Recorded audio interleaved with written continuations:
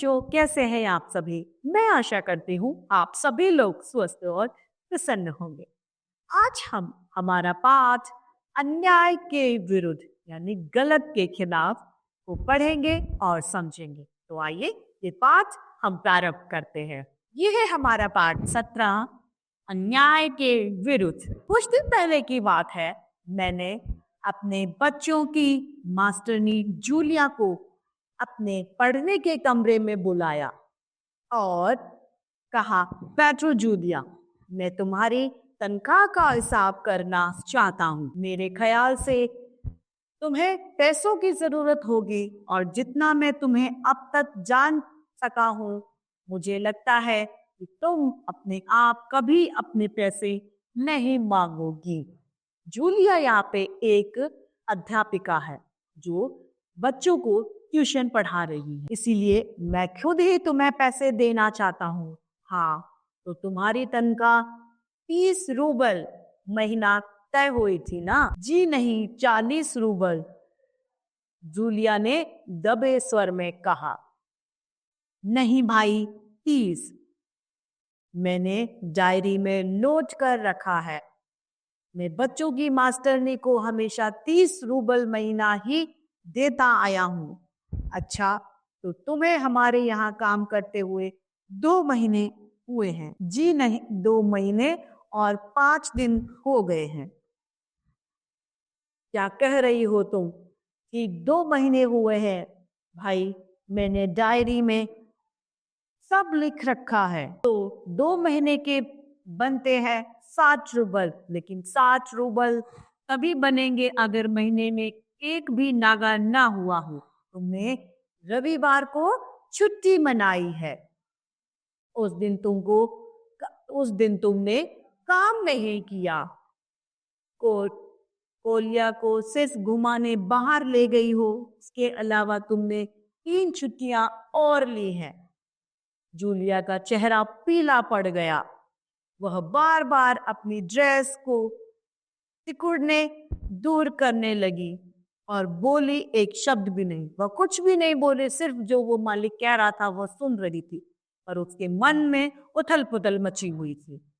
हाँ, तो 9 इतवार और 3 छुट्टियां यानी 12 दिन काम नहीं हुआ।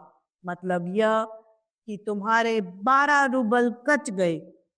उधर कोलिया 4 दिन बीमार रहा और तुमने सिर्फ मान्य को ही पढ़ाया।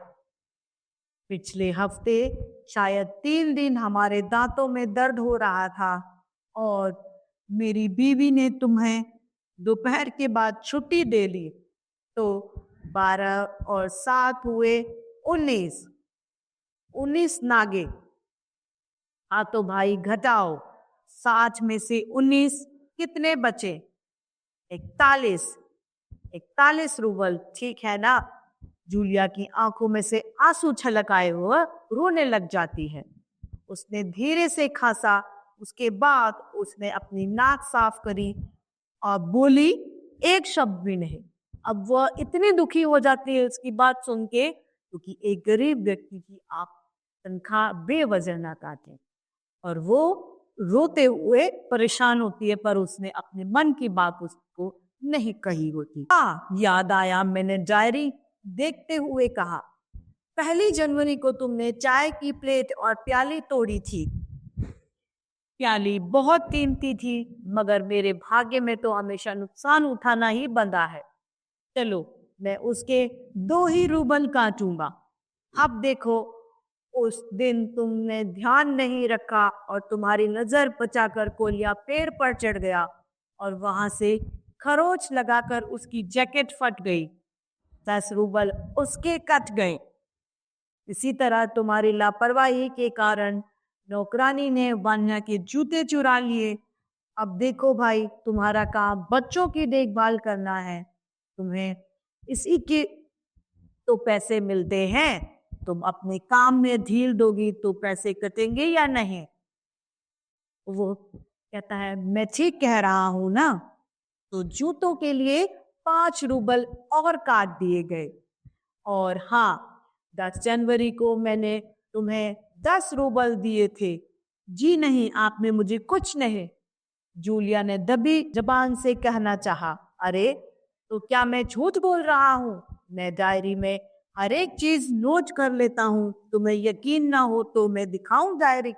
अब वह कहता है, मैं झूठ नहीं बोल रहा हूँ, तुम्हें अगर विश्वास नहीं हो तो मैं अपनी डायरी भी तुम्हें दिखा सकता हूँ। जी नहीं, आप कह रहे हैं तो आपने दिए ही होंगे, जूलिया कह देती है।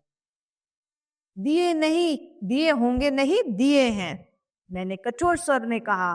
तो कहती है, तो ठीक है, घटाओ 27-41 में से बचे 14। क्यों, हिसाब ठीक है ना? उसकी आंखें आंसुओं से भर उठी, उसके तमाम शरीर पर पसीना छलकाया। कांपती आवाज में वो बोली, मुझे अभी तक एक ही बार कुछ पैसे मिले थे और वो भी आपकी पत्नी ने दिए थे, तो 3 रूबल से ज्यादा नहीं। अच्छा, मैंने स्वर में आश्चर्य भरकर कहा, और इतनी बड़ी बात तुम्हारी मालकिन ने मुझे बताई नहीं। देखो, हो जाता ना अनर्थ। खैर, मैं इसे भी डायरी में नोट कर लेता हूँ। हाँ, तो 14 में से 3 और घटा 2 तो बचते हैं 11 रूबल। तो ये लो भाई, ये रही तुम्हारी तनख्वाह, ये 11 रूबल, ठीक है ना? उसने कांपते हाथों से 11 रूबल ले लिए और अपनी जेब टटोल कर किसी तरह उसने ठूस लिया और धीमे विनीत स्वर से बोली, जी धन्यवाद। मैं गुस्से से उबलने लगा। कमरे में चक्कर लगाते हुए मैंने क्रुद्धन स्वर में कहा, धन्यवाद किस बात का? आपने मुझे पैसे दिए, इसके लिए धन्यवाद। अब मुझसे रहा नहीं गया। मैंने ऊंचे स्वर में लगभग चिल्लाते हुए कहा, तुम मुझे धन्यवाद दे रही हो, जबकि तुम अच्छी तरह जानती हो कि मैंने तुम्हें ठग लिया, तुम्हें धोखा दिया है, तुम्हारे पैसे हड़प लिए, इसके बावजूद तुम मुझे धन्यवाद दे रही हो। अब वह कहता है, जी हाँ। वो क्या कहती है? जी हाँ, मैं फिर भी आपको धन्यवाद दे रही हूँ। इससे पहले मैंने जहां जहां काम किया, उन लोगों ने तो मुझे एक पैसा तक नहीं दिया। आप कुछ तो दे ही रहे हैं। उसने मेरे क्रोध पर ठंडे पानी का छींटा मारते हुए कहा। अब उसने क्या कहा? मैंने और भी जगह काम किया, लेकिन लोगों ने मेरे पैसे मार लिए, लोगों ने मुझे कुछ भी नहीं दिया। उससे भले तो आप हैं जो मुझे कुछ तो दे ही रहे हैं। उन लोगों ने तुम्हें एक पैसा भी नहीं दिया जूलिया। मुझे यह बात सुनकर तनिक भी आश्चर्य नहीं हो रहा। मैंने कहा, फिर स्वर धीमा कर बोला, जूलिया, मुझे इस बात के लिए माफ कर देना कि मैंने तुम्हारे साथ एक छोटा सा क्रूर मजाक किया। मालिक उसके साथ में मजाक कर रहा होता है, पर मैं तुम्हें सबक सिखाना चाहता था। देखो जूलिया, मैं तुम्हारा एक पैसा भी नहीं मारूंगा। यह तुम्हारे 80 रूबल रखे हैं, मैं अभी इन्हें तुम्हें दूंगा, लेकिन उससे पहले तुमसे कुछ पूछना चाहता हूं। जूलिया, क्या जरूरी है कि इंसान भला कहलाए जाने के लिए इतना दब्बू, भीरू और बोदा बन जाए कि उसके साथ जो अन्याय हो रहा हो उसका विरोध तक ना करे? वो पूछता है, क्या जूलिया ये जरूरी है कि इंसान इतना कमजोर दिखाए कि अपने साथ हो रहे अन्याय को भी वो ना कहे? ऐसी अच्छाई किसी काम की नहीं है। और ये सच है, हमें अन्याय के विरुद्ध सदैव आवाज उठानी चाहिए। बस खामोश रहे और सारी जातियां सहता जाए। नहीं जूलिया, नहीं, इस तरह खामोश रहने से काम नहीं चलेगा। अपने अस्तित्व को बनाए रखने के लिए तुम्हें इस कठोर, निर्मल और हृदयहीन संसार से लड़ना पड़ेगा। संसार में जो व्याप्त बुराइयां हैं उनसे आपको लड़ना पड़ेगा। अपने दांतों और पंजों के साथ लड़ना होगा, पूरी ताकत के साथ। मत भूलो जूलिया कि इस संसार में दब्बू, भीरू और बोधे लोगों के लिए कोई जगह नहीं है, कोई जगह नहीं है। प्रभाकर द्विवेदी द्विजारा यह पाठ लिखा गया है। अब इस पाठ के बाद में इसकी शब्दार्थ को हम देखते हैं। पहला है यकीन अर्थात विश्वास, अस्तित्व यानी किसी के होने का भाव, विनीत यानी शिष्ट, भीरू यानी डरपोक, अन्याय यानी जुल्म, खामोश अर्थात चुप, क्रूर अर्थात निर्दयी। अब है अभ्यास कार्य मौखिक। पहला प्रश्न है, जूलिया कौन थी? वह लेखक के घर क्या करती थी? जूलिया एक काम वाली थी और वह लेखक के घर सारे कार्य, उसके बच्चे को रखने का कार्य करती थी। यह कहानी मूल रूप में किसने किस भाषा में लिखी है? यह कहानी मूल रूप में लेखक प्रभाकर द्विवेदी द्वारा हिंदी भाषा में लिखी गई है। प्रश्न ग, लेखक क्या समझाना चाहता है? लेखक यह समझाना चाहता है कि हमें अन्याय के खिलाफ आवाज उठानी चाहिए। हमें अन्याय के विरुद्ध बोलना क्यों चाहिए? हमें अन्याय के विरुद्ध इसलिए बोलना चाहिए क्योंकि अन्याय से हमारा अस्तित्व खतरे में पड़ सकता है। अब है प्रश्न पहला, लिखित। लेखक ने जूलिया को अपने पास क्यों बुलाया और उसने क्या कहा? लेखक ने जूलिया को अपने पास तनख्वाह देने के लिए बुलाया और उसने कहा, इतने दिन में तुम्हें देखते हुए हो गया, मुझे पता है तुम अपने पैसे नहीं मांगोगी, अतः मैं तुम्हारी तनख्वाह तुम्हें देना चाहता हूँ। जूलिया की तनख्वाह कितनी थी? पर लेखक ने डायरी में लिखी कितनी बताई? जूलिया की तनख्वाह 40 रूबल थी, लेकिन लेखक ने उसे 30 रूबल बताई थी। लेखक ने जूलिया की तनख्वाह में किन किन बातों का बहाना बनाकर कटौती की? लेखक ने जूलियट की तनख्वाह में एक तो छुट्टी का बहाना, संडे को काम न करना, तीसरा प्याली का टूट जाना, चौथा बच्चे के खरोच लग जाने से जैकेट फट जाना और नौकरानी के जूते चोरी कर देने का बहाना बनाया। जूलियट द्वारा धन्यवाद दिए जाने पर लेखक ने चिल्लाते हुए क्या कहा? जूलियट द्वारा धन्यवाद देने पर लेखक ने चिल्लाते हुए कहा, तुम अच्छे से जानती हो कि मैंने तुम्हारी पैसे हड़प लिए, फिर भी तुम मेरा धन्यवाद कर रही हो। लेखक ने जूलिया के साथ मजाक क्यों किया? लेखक ने जूलिया के साथ मजाक इसलिए किया क्योंकि वह चाहता था कि जूलिया भी अन्याय के विरुद्ध लड़ सके। जूलिया को पहले कहीं और से तनख्वाह क्यों नहीं मिली थी? बताइए। जूलिया को पहले कहीं और से तनख्वाह इसलिए नहीं मिली थी क्योंकि वह अन्याय को लगातार सहन कर रही थी, अतः उसे कहीं से तनख्वाह नहीं मिली। अब है प्रश्न दूसरा, रिक्त स्थानों की पूर्ति कीजिए। मैं तुम्हारी रिक्त स्थान का इंसाफ करना चाहता हूँ। तनख्वाह।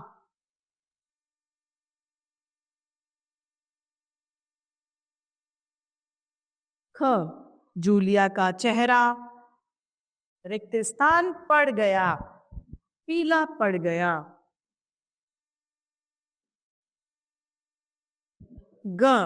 रिक्त स्थान में आंसू छलक आए।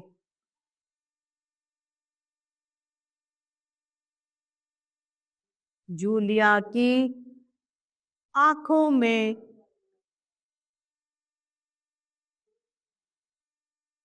आंसू छलक आए। उसने रिक्त स्थान हाथों से 11 रूबल लिए। मेरे भाग्य में तो हमेशा नुकसान उठाना ही लिखा है।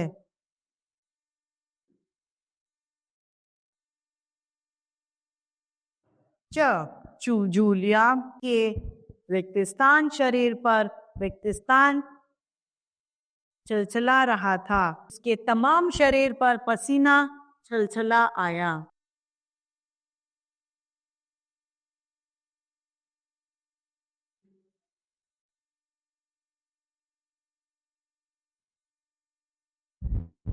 अब है प्रश्न तीसरा, किसने किससे कहा?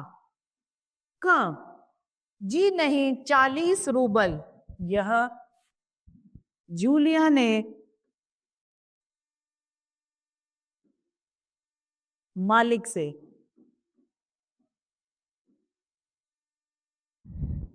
प्रश्न ख, तुम्हारे 11 रूबल कट गए, यह मालिक ने जूलिया से।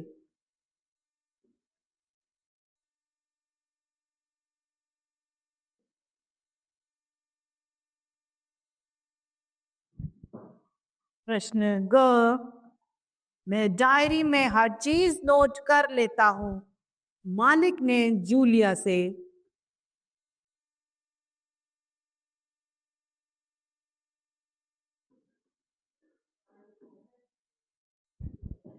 घ, धन्यवाद किस बात का, यह भी मालिक ने जूलिया से।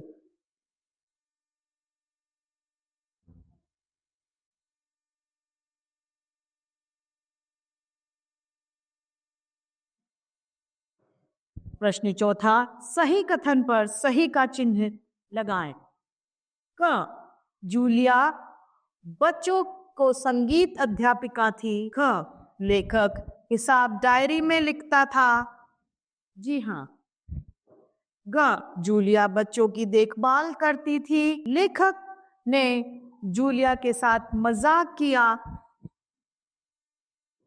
ड, जूलिया ने लेखक को धन्यवाद कहा।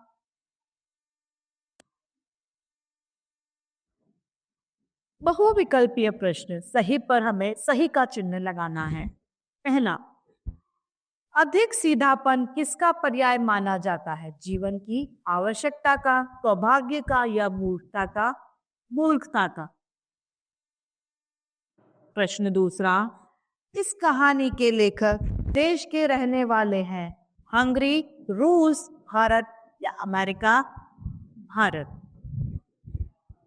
तीसरा, इस कहानी के लेखक किस देश के रहने वाले हैं, हंगरी, भारत, रूस या अमेरिका? रूस। प्रश्न तीसरा, रूबल किस देश की मुद्रा है, हंगरी, रूस, भारत या अमेरिका? रूस की। 29 गैर हाजिरी कटने के बाद जूलिया के कितने रुपए बचते थे? 41, 27, 60 या 3? 41। पांचवा, जूलिया को ठग लिया, लेखक ने, बच्चों ने, दुकानदार ने या दर्जी ने? लेखक में। तो इस तरीके से हमारा यह पाठ समाप्त होता है। मैं आशा करती हूँ आप सभी लोगों को यह पाठ भली भांति रूप से समझ में आया होगा। तो आज के लिए इतना ही, फिर मिलते हैं। धन्यवाद।